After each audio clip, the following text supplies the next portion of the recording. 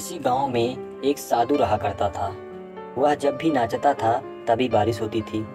इसलिए गांव के लोगों को जब भी बारिश की ज़रूरत होती थी तब उस साधु के पास जाते थे और उनसे अनुरोध करते थे कि वह नाचे। और वह जब नाचने लगता है तो बारिश ज़रूर होता है। कुछ दिनों बाद 4 लड़के शहर से गांव में घूमने आए। जब उन्हें यह बात पता चली कि किसी साधु के नाचने से बारिश होती है तो उन्हें यकीन नहीं हुआ। शहरी पढ़ाई लिखाई के घमंड में उन्होंने गांव वालों को चुनौती दे दी, और हम भी नाचेंगे तो बारिश होगी, और हमारे नाचने से बारिश नहीं हुई और साधु के भी नाचने से बारिश नहीं होगी। अगले दिन सुबह सुबह गांव वाले 4 लड़कों को लेकर साधु की कुटिया के पास पहुँचे और गांव वालों को साधु को सारी बात बताई। और लड़कों ने नाचना शुरू किया। पहले लड़के शुरू किया और आधा घंटा बीत गया, फिर लड़का थक कर बैठ गया, तब भी बादल नहीं दिखा। कुछ देर बाद दूसरे लड़के ने स्टार्ट किया नाचना, तो वो भी थक कर कुछ देर बाद बैठ गया, और दोनों लड़कों ने भी ऐसा किया, पर भी बारिश नहीं हुई।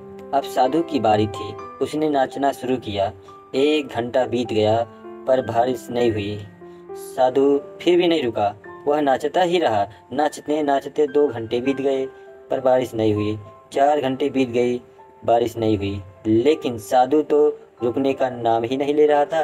धीरे धीरे शाम ढलने लगी, तभी बादलों की गड़गड़ाहट सुनाई दी और थोड़ी देर बाद जोरों से बारिश होने लगी। यह देखकर चारों लड़के दंग रह गए और तुरंत साधु से क्षमा मांगी। फिर चारों लड़कों ने साधु से पूछा कि बाबा, भला ऐसा क्यों, जो हमारे नाचने से तो बारिश नहीं हुई, आपके नाचने से बारिश होने लगी। साधु ने उत्तर दिया, जब मैं नाचता हूँ तो 2 बातों को ध्यान रखता हूँ। पहली बात तो मैं यह सोचता हूँ कि साधु ने उत्तर दिया कि मैं जब नाचता हूँ तो 2 बातों को ध्यान रखता हूँ। पहली बात तो यह है कि जब मैं नाचूंगा तो बारिश को होना ही पड़ेगा। दूसरी यह है कि मैं तब तक नाचूंगा जब तक बारिश हो ही ना जाए। सफलता पाने वाले में भी यही गुण विद्वान होता है। वो जिस भी काम को करते हैं उसमें उन्हें सफल होने का पूरा भरोसा होता है, और वह काम को तब तक काम करते हैं जब तक सफल ना हो जाएं।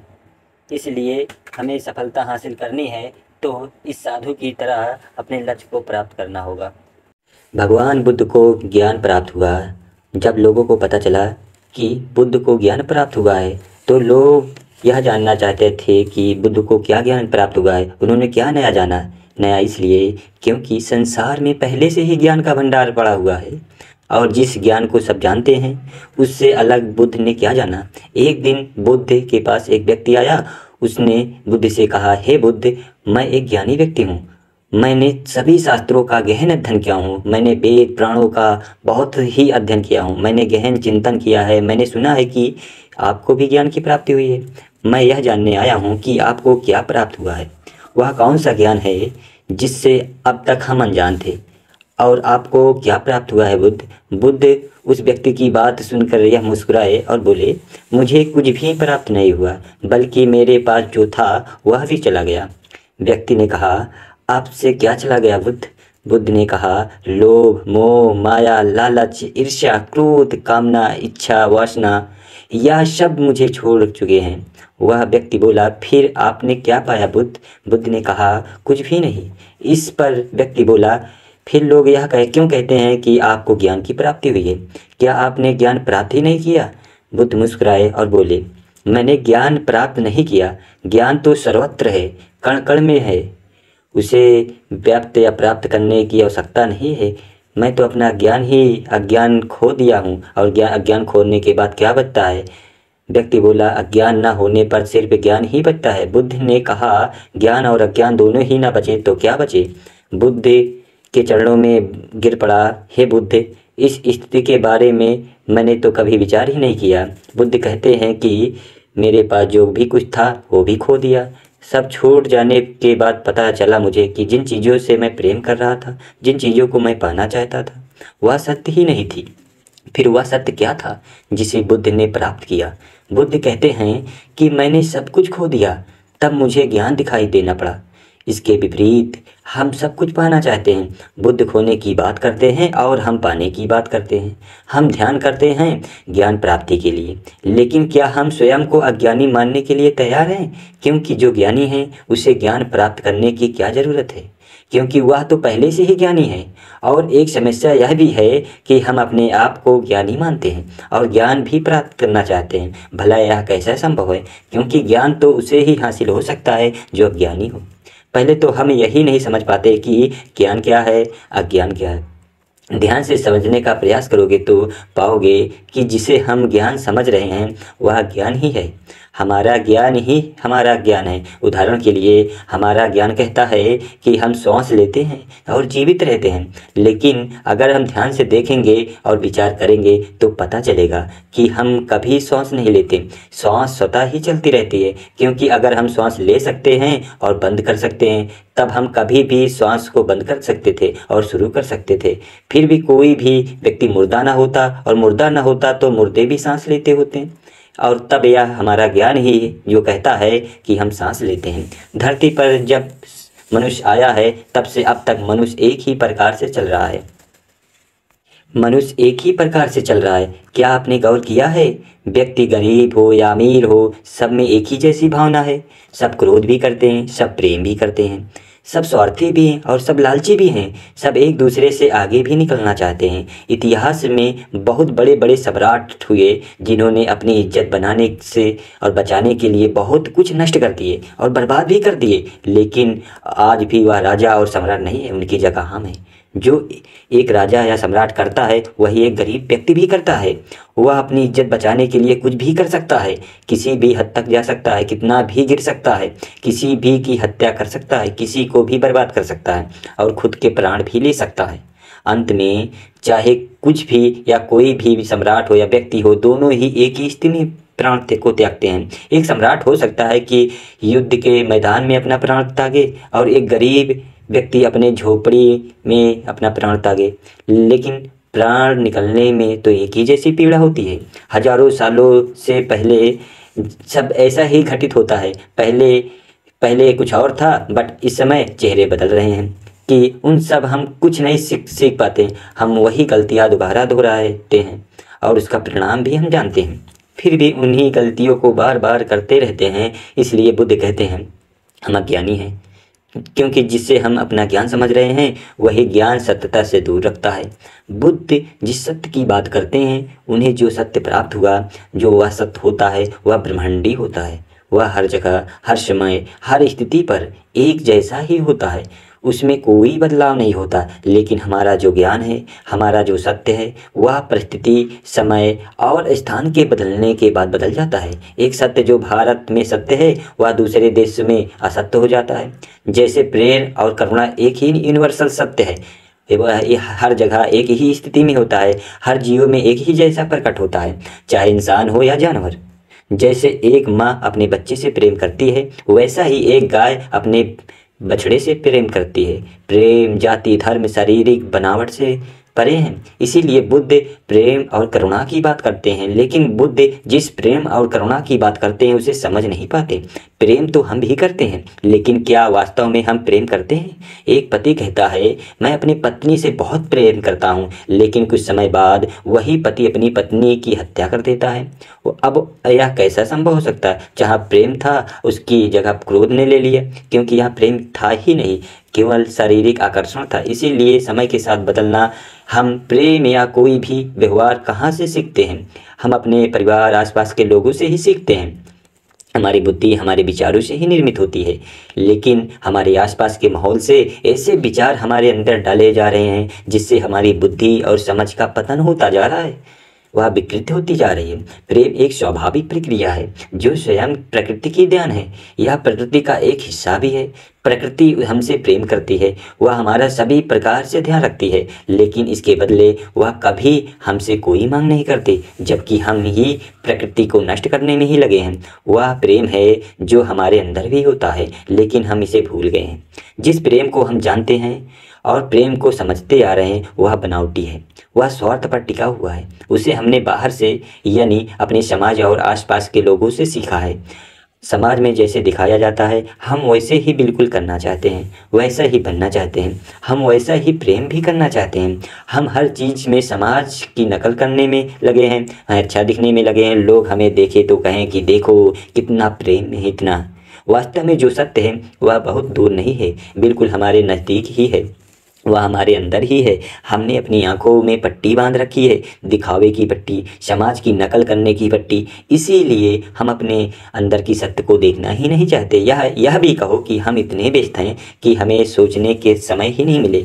जो हम कर रहे हैं रोज़, उससे हटकर कुछ और भी किया जा सकता है। और सामाजिक बुद्धि को छोड़ रहे हैं, जो समाज ने सिखाया है उसे कुछ समय के लिए भूल जाओ और स्वयं को समझो, खुद को जानने का प्रयास करो। और आपके सबसे करीब आप खुद ही, आपसे करीब कोई नहीं है, और दूसरे व्यक्ति से ज़्यादा खुद को जानते हैं।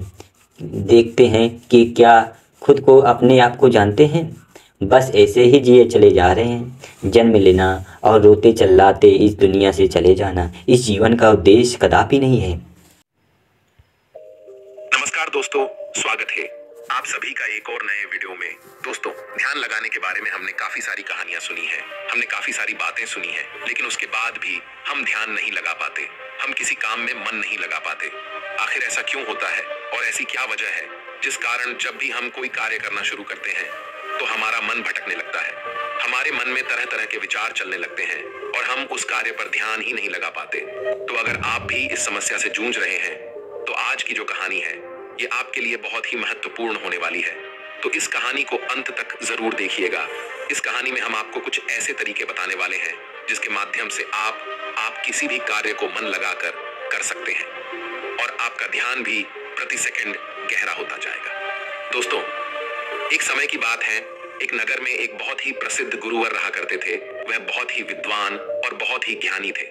लोग उनके पास अपने समाधान के लिए बहुत दूर दूर से आया करते थे और उनके आश्रम में उनके कई शिष्य भी उनके साथ रहा करते थे। एक दिन की बात है, वह अपने आश्रम में टहल रहे थे कि तभी उन्होंने देखा कि उनका एक शिष्य संस्कृत के कुछ लोगों को एक पन्ने से दूसरे पन्ने पर उतारने का प्रयास कर रहा था, लेकिन बार बार गलती होने के कारण उसे वह सारा काम दोबारा शुरू करना पड़ रहा था।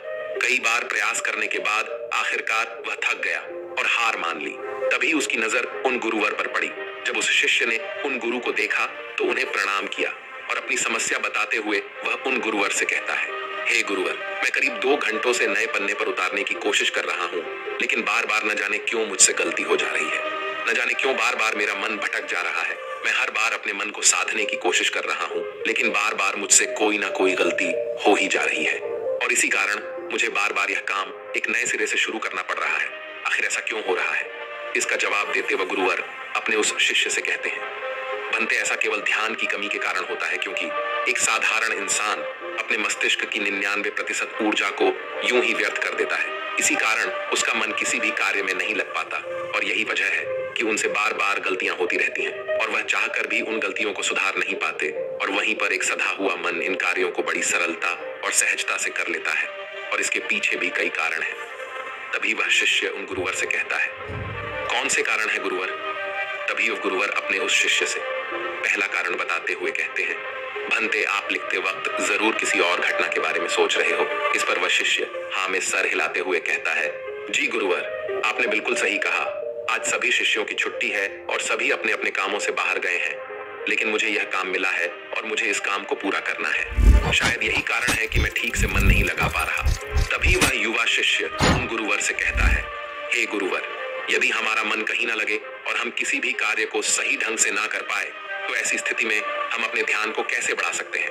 इसका जवाब देते हुए वह गुरुवर अपने उस युवा शिष्य से कहते हैं, भंते, मैं तुम्हें कुछ ऐसे तरीके बताने जा रहा हूँ जिन्हें यदि तुम ध्यान में रखोगे तो तुम अवश्य ही अपनी ध्यान शक्ति को बढ़ा पाओगे और तुम किसी भी कार्य में गहराई से मन लगा पाओगे।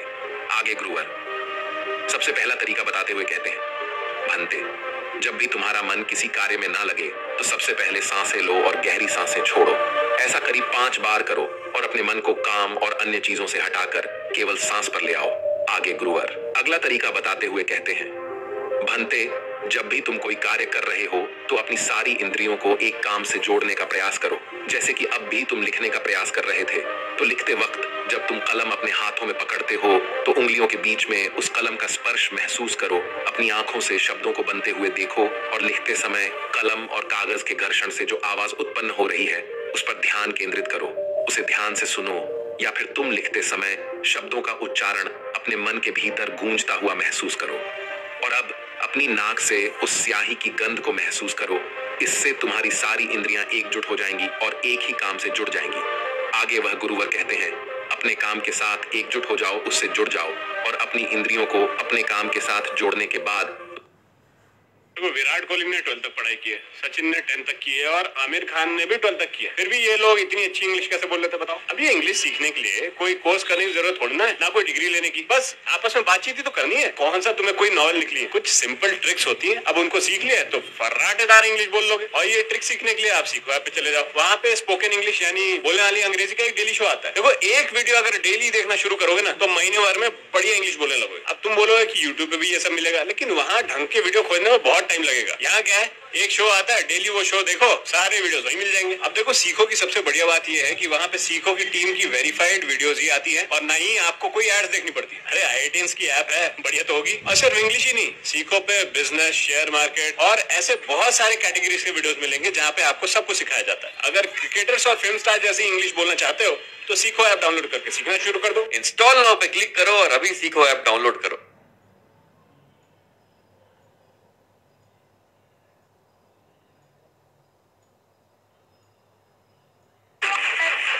नो, कोई बात नहीं सर, हम किस लिए बैठे हैं? लोकल पार्ट्स लगा तो दिए तुमने, कोई प्रॉब्लम नहीं होगी ना? अरे सर, हम किस लिए बैठे हैं? बोलते तो कई हैं, पर ऐसा होता नहीं। So always go to Hyundai Authorized Service Center where we only use Hyundai genuine parts by Motors. Hyundai Service, ऐसी केयर nowhere.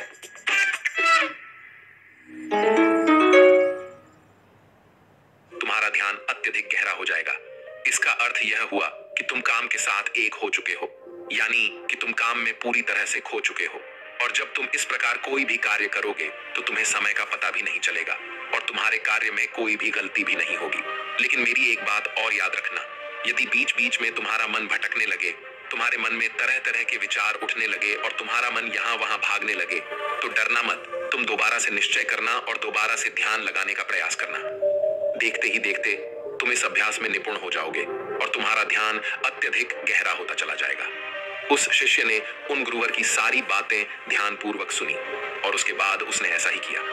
और देखते ही देखते वह अपने कार्य में इतना खो गया कि जहां जहां वह गलतियां कर रहा था वहां पर अब उससे कोई भी गलतियां नहीं हो रही थी। और तो और उसने अपना सारा कार्य एक बार में ही पूरा कर लिया। और ऐसा इसलिए हो पाया क्योंकि हमारा सारा ध्यान हमारी इंद्रियों में बटा होता है और इसलिए हमें अपनी इंद्रियों को एक कार्य पर लगाना बहुत आवश्यक है। क्योंकि यदि हमारा ध्यान इन इंद्रियों में बटा रहेगा तो हमारा मन भटकता रहेगा।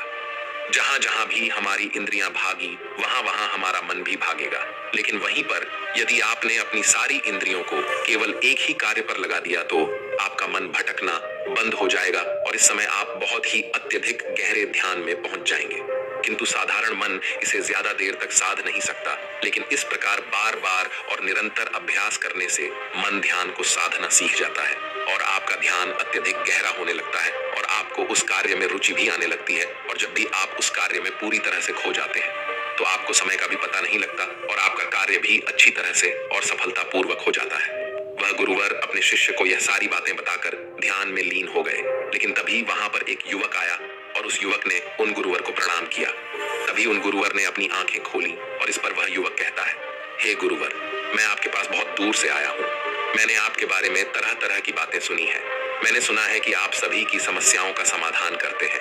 मेरी भी एक समस्या है, कृपया करके मेरा मार्गदर्शन करें। इस पर वह गुरुवर उस युवक से कहते हैं, बोलो आखिर तुम्हारी क्या समस्या है। वह युवक अपनी समस्या बताते हुए उन गुरु से कहता है, हे गुरुवर, मैं बहुत लंबे समय से तैयारी कर रहा हूँ। मैंने कई तरह की सरकारी परीक्षाएं भी दी हैं, लेकिन मैं किसी में भी उत्तीर्ण नहीं हो पाया। मुझे यह पता ही नहीं चल पा रहा कि आखिर मुझसे गलती कहाँ हो रही है, आखिर मुझ में क्या कमी है। उस युवक का यह प्रश्न सुनकर वह गुरुवर मुस्कुराने लगे और उस युवक से कहते हैं, बनते, क्या तुम सच में अपनी परीक्षा में सफल होना चाहते हो? इसका जवाब देते हुए वह युवक कहता है, हाँ गुरुवर, मैं अपनी परीक्षा में सफल होना चाहता हूँ, इसीलिए तो मैं आपके पास आया हूँ। कृपया करके मेरा मार्गदर्शन करें। तभी वह गुरुवर अपने स्थान से उठे और उस युवक का हाथ पकड़ करके एक कुएं पर ले गए। कुएं के पास पहुंचकर उन गुरुवर ने उस युवक के हाथ में एक घड़ा थमा दिया और उस युवक से कहा, इस घड़े में पानी भरकर वापस आश्रम में ले आओ। इतना कहकर वो गुरुवर वापस आश्रम लौट गए। लेकिन वह युवक वहीं खड़ा खड़ा यह सोच रहा था, भला इस घड़े में पानी भरने से मुझे मेरे प्रश्न का उत्तर कैसे मिलेगा? आखिर मुझे यह कैसे पता चलेगा कि मैं परीक्षा में कैसे पास हो सकता हूँ? लेकिन उस युवक के पास और कोई विकल्प भी नहीं था, इसलिए जैसा कि उसे उन गुरुवर ने कहा था, कुएं से पानी खींचा और मटके में पानी भर लिया। लेकिन यह क्या, मटके में तो कई सारे बारीक छेद है जिनसे पानी धीरे धीरे रिस रहा है। वह युवक मन ही मन यह सोचने लगा, इस घड़े में तो छेद है, मैं इसे आश्रम में कैसे ले जाऊंगा? तभी उसने सोचा, यह छेद तो बहुत छोटे हैं, यदि मैं इसे जल्दी जल्दी ले जाऊं तो मैं आश्रम तक जल्दी पहुंच जाऊंगा और इसमें से पानी भी ज्यादा नहीं गिरेगा। ये सोचकर उस युवक ने वह घड़ा उठाया और दौड़ता हुआ वह जल्दी जल्दी उन गुरुवर के पास पहुंचा। लेकिन जब तक वह वहां आश्रम पहुंचता, वह पूरी तरह से भीग चुका था और मटके में पानी केवल नाम मात्र के लिए ही बचा था। इसे देखकर वह गुरुवर मुस्कुराने लगे और उस युवक से कहते हैं, मन का भटकाव बहुत बड़ी बीमारी है और तुम्हारे साथ भी यही हो रहा है। तुम्हारे मन में विभिन्न प्रकार के विचार हैं, अर्थात तुम एक समय में कई सारे विचार सोच रहे हो, जिस कारण लगातार तुम्हारी मानसिक ऊर्जा व्यर्थ हो रही है और इसीलिए मेहनत करते हुए भी तुम कोई परिणाम प्राप्त नहीं कर पा रहे हो। जैसा कि उस मटके में कई सारे बारीक छेद थे और तुमने सोचा कि तुम उसे लेकर जल्दी जल्द आश्रम पहुंच जाओगे, जो तुम्हारा लक्ष्य था। लेकिन तुमने देखा कि वह सारा पानी धीरे धीरे करके उस मटके से गिरता चला गया और अंत तक इस मटके में केवल नाम मात्र पानी ही बचा है। इसलिए अपने मन को भटकने से रोको, क्योंकि ध्यान के बिना कोई भी कार्य पूरा नहीं किया जा सकता है। इस पर कुछ लोग जरूर कहेंगे कि कुछ काम केवल शारीरिक शक्ति से ही होते हैं, लेकिन याद रखें कि शरीर भी मन के आदेश पर ही चलता है, इसलिए सारे कार्य मानसिक शक्ति से ही संभव हो पाते हैं। यदि कोई लकड़हारा लकड़ी काटते समय ध्यान न रखे तो वह एक जगह पर कुल्हाड़ी नहीं चला सकता और हो सकता है कि वह खुद को चोट भी पहुंचा ले। इसलिए जानकारी और हर कार्य का मूल तत्व है ध्यान। और यदि तुम अपने जीवन में कुछ बड़ा हासिल करना चाहते हो, इस परीक्षा में सफल होना चाहते हो, तो तुम्हें एक जगह तो ध्यान लगाना सीखना ही होगा, क्योंकि तुम जैसी आदत डालोगे वैसा ही तुम्हारा मन बनता चला जाएगा। इसलिए जब भी तुम छोटे से छोटा कार्य भी करो तो उसे पूरा मन लगाकर करो। ऐसा करने से हमारे मन का स्वभाव बदलने लगता है और हम किसी भी कार्य में मन लगाने लगते हैं। और यदि एक बार तुमने इसमें निपुणता हासिल कर ली तो तुम्हें सफलता अवश्य मिलेगी। तभी वह युवक उन गुरुवर से कहता है, किंतु गुरुवर, जब भी मैं पढ़ने बैठता हूँ तो मन में तरह तरह के विचार आने लगते हैं और मैं मन के उन विचारों में हटा चला जाता हूँ। मैं चाहकर भी अपने मन को रोक नहीं पाता। ऐसी स्थिति में मैं मन के उन विचारों को कैसे छोड़ सकता हूँ? इस पर वह गुरुवर मुस्कुराते हुए उस युवक के हाथों में गिलास थमा है और उस गिलास में लबालब पानी भर देते हैं और उस युवक से कहते हैं, यह गिलास जो तुम्हारे हाथ में है, इस गिलास में से एक भी बूंद पानी नीचे नहीं गिरना चाहिए, इसे पकड़ कर रखो। इस पर वह युवक कहता है। लेकिन कब तक इसके जवाब में वह गुरुवर उस युवक से कहते हैं, जब तक यह गिलास मैं तुम्हें नीचे रखने के लिए ना कहूं। उस युवक ने उन गुरुवर की बात मान ली और तत्परता के साथ गिलास लेकर वह खड़ा हो गया। आखिर में उसे भी तो अपनी योग्यता उन गुरुवर को साबित करनी थी। शुरू में सब कुछ ठीक चल रहा था, लेकिन कुछ ही देर बाद उसके मन में तरह तरह के विचार उठने लगे और यह सोचने लगा, आखिर यह सब करने से भला क्या होगा? मैं चाहे कितनी भी कोशिश कर लूं, लेकिन मेरा मन मेरे बस में नहीं आने वाला। मैं उस पर नियंत्रण नहीं साध सकता, मैं कभी नहीं बदल पाऊंगा। ये सोचकर वह लड़का मन ही मन असहज होने लगा। वह लगातार कोशिश करता रहा, लेकिन अब उसके शरीर के हिलने से बार बार पानी गिलास से नीचे गिर रहा था और जमीन पर फैल रहा था। ये देख वह गुरुवर उस युवक से कहते हैं, बेटा, जब तक तुम्हारा मन शांत था तब तक पानी की एक बूंद भी गिलास से नीचे नहीं गिरी, लेकिन जैसे ही तुम्हारे मन में तरह तरह के विचार उठने लगे, तुम्हारा शरीर भी वैसी ही प्रतिक्रिया देने लगा और तुम्हारे शरीर की प्रतिक्रिया देने के कारण गिलास से पानी नीचे गिरने लगा और जमीन पर फैलने लगा। आगे और गुरुवर उस युवक को समझाते हुए कहते हैं, बेटा, जैसे गर्म लोहे पर हथौड़ी की चोट पड़ती है तो वह एक नया आकार लेता है, ठीक उसी तरह से एक विचार छोटे हथौड़े के जैसा होता है, जिसकी चोट से इंसान का शरीर, व्यक्तित्व और मन आकार लेने लगता है। अर्थात तुम्हारा यह मन ग्लास में पानी की तरह है और यह बहुत आसानी से भटक जाता है, विचलित हो जाता है। यदि तुम चाहते हो कि ग्लास में भरा हुआ यह पानी शांत रहे, तो इसके लिए तुम्हें अपने मन को शांत रखना होगा। इसके बाद गुरुवर उस युवक को कहते हैं, अब इस ग्लास को एक बार फिर से पकड़ो और अपना सारा ध्यान अपनी सांस पर ले आओ। सांसों को अपने पेट में, सीने में आता जाता महसूस करो। हाथ में जो दर्द है, जो असहजता हो रही है, उसे जाने दो। मन में जो विचार आ रहे हैं उन्हें जाने दो। खुद को यह याद दिलाओ कि तुम मन नहीं हो, बल्कि मन को देख रहे हो। तुम सांस भी नहीं हो, तुम सांस को देख रहे हो। ऐसा याद करने से विचार आकर चले जाएंगे, लेकिन तुम्हें विचलित नहीं कर पाएंगे। थोड़ी देर तक वह लड़का यूं ही अभ्यास करता रहा और अब तक पानी के उस गिलास से एक भी बूंद पानी नीचे जमीन पर नहीं गिरी। ये देखकर वो गुरुवर मुस्कुराए और उस युवक से कहते हैं, बेटा बस अब यही अभ्यास अपने काम और पढ़ाई में करना। इससे मन धीरे धीरे शांत होने लगेगा। फिर कोई भी बड़ी चीज हासिल करना मन के लिए स्वाभाविक हो जाएगा। इस प्रकार तुम किसी भी बड़े से बड़ा लक्ष्य को हासिल कर सकते हो। और यदि तुम किसी परीक्षा में सफल भी होना चाहते हो तो यह भी तुम्हारे लिए बहुत सहजता से हो जाएगा। इतना कहकर वह गुरुवर शांत हो गए और वह युवक भी यह समझ चुका था कि आखिर वह इतने सारी परीक्षाएं देने के बाद भी अब तक सफल क्यों नहीं हो पाया। उसने उन गुरुवर को प्रणाम किया और वापस अपने घर लौट आया। दोस्तों, इस कहानी से हमने कई सारी महत्वपूर्ण बातें सीखी हैं। चलिए एक एक करके उनके बारे में जानते हैं। सबसे पहले पांचों इंद्रियों को एक काम पर लगाओ, गहरी सांसें लो और गहरी सांसें छोड़ो। ध्यान सांस पर ले आओ और बाकी सारी चीजें छोड़ दो। दूसरी बात, सभी इंद्रियों को केवल एक काम से जोड़ो। कान, आंख, नाक, स्पर्श, हर तरह से काम से जुड़ जाओ, उस काम में एक हो जाओ। तीसरा, यदि ध्यान टूट भी जाए तो इसमें घबराने की कोई जरूरत नहीं। एक बार फिर निश्चय करो और दोबारा से प्रयास करो। दोबारा से अपने काम में पूरी तरह से मग्न होने का प्रयास करो। धीरे धीरे ध्यान गहरा होता चला जाएगा और आप किसी भी कार्य में पूरी तरह से मग्न हो जाएंगे। जब ऐसा होगा तब आप वह कार्य बड़ी सरलता और सहजता से पूरा कर लेंगे।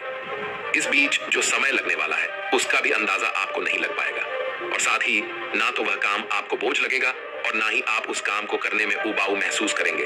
आप उस काम में आनंदित रहेंगे, उस काम में आपको मजा आएगा और आप उस कार्य को बड़ी सरलता और सहजता से पूरा कर पाएंगे। दूसरी बात जो हम इस कहानी से सीखते हैं वह यह है कि हर जानकारी और हर कर्म का मूल तत्व है ध्यान। हमें ऐसा लगता है कि मन के छोटे मोटे भटकाव से कोई फर्क नहीं पड़ता, लेकिन बिना ध्यान के कोई भी कार्य संभव है ही नहीं। आपने कभी ना कभी तो यह महसूस किया ही होगा कि जब आप कोई पढ़ाई कर रहे हैं या कोई जरूरी काम कर रहे हैं, उसी दौरान आपके फोन में कोई नोटिफिकेशन आ जाता है। आपका मन तुरंत ही ये कहता है कि चलो एक बार वह नोटिफिकेशन देख लेते हैं, आखिर उसमें ऐसा क्या है। और जैसे ही आप वह नोटिफिकेशन देखने जाते हैं, आपका पूरा ध्यान उस स्मार्टफोन में लग जाता है और आपका अधिकांश समय उसी में बीत जाता है। लेकिन जब आपको यह एहसास होता है तब तक बहुत देर हो चुकी होती है। तीसरी बात, स्वीकार करो और जाने दो। जैसे गर्म लोहे पर हथौड़े की चोट से वह आकार लेता है, ठीक उसी प्रकार से मन के विचार भी एक हथौड़े की भांति है और उनकी चोट से इंसान का शरीर, व्यक्तित्व और मन आकार लेता है। आपने यह भी जरूर देखा होगा कि जब हमारे मन में सकारात्मक विचार होते हैं तो हम बहुत ही पॉजिटिव, अच्छा और हल्का महसूस करते हैं। वहीं जब हमारे मन में नकारात्मक विचार होते हैं तो हम बहुत ही भारी, परेशान और चिंतित महसूस करते हैं। साथ ही हमारा शरीर भी बहुत थका थका महसूस होता है। इसलिए छोटे से छोटे विचारों पर हमें ध्यान देना आवश्यक है। इसीलिए हमें जागरूक रहना आवश्यक है और इसीलिए अनचाहे विचारों को अपने मन में न आने देना, उन्हें जाने दो, बल्कि अपने सांसों पर ध्यान रखो। खुद को यह याद दिलाओ कि मैं मन नहीं हूँ, मैं तो मन को देख रहा हूँ। मैं सांस नहीं हूँ, मैं तो सांसों को देख रहा हूँ। जो भी विचार आए उसे स्वीकार करो और जाने दो। ऐसा करने से मन अनचाहे विचारों से मुक्त हो जाएगा और आप एक पानी में पत्ते की तरह पानी के ऊपर तैरने लगेंगे, जिससे आप आनंदित और खुश महसूस कर पाएंगे। आपका शरीर हमेशा तंदुरुस्त और स्फूर्ति महसूस कर पाएगा और ना ही आपका मस्तिष्क किसी भी प्रकार के तनाव और चिंता में डूब पाएगा। इस प्रकार आप सही निर्णय भी ले पाएंगे और आपका ध्यान भी गहरा होता चला जाएगा। देखते ही देखते आप हर काम में मन भी लगा पाएंगे और आप हर किसी कार्य में सफलता हासिल कर पाएंगे। जैसा भी आप चाहेंगे आप वैसा कर पाएंगे। दोस्तों, आपने आज के इस वीडियो से क्या सीखा वह मुझे आप कमेंट में बता सकते हैं। इसी के साथ में उम्मीद है कि आपको आज की वीडियो पसंद आई होगी, तो इस वीडियो को उस इंसान को शेयर करें जिससे यह कहानी सुनने की जरूरत है और उसी के ठीक बाद चैनल को सब्सक्राइब करें। तो चलिए फिर मिलते हैं ऐसी एक और नई वीडियो में एक नए मैसेज के साथ। तब तक के लिए अपना ख्याल रखें। धन्यवाद और नमो बुद्धाय।